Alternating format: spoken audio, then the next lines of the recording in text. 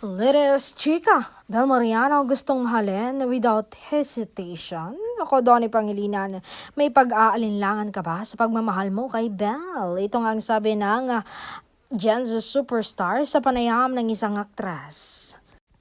Alam mo, gusto ko to be loved without hesitation. Gusto kong mahalin ng walang pag-aalinlangan. Hindi yung parang tanong, hindi yung parang pwede na, kundi sigurado. I want love that doesn't pause before choosing me, that doesn't look around to see if there's someone better. Hindi ako option, hindi ako yung tignan natin, hindi ako pansamantala habang nagdidesisyon ka pa.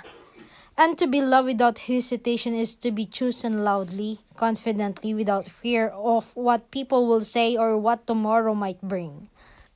At pag mahal mo ako, hawakan mo ako ng buo, hindi yung may pag-aalangan ka habang may reserba kang pag-asa sa iba. Because I'm not asking for perfection, I am asking for certainty.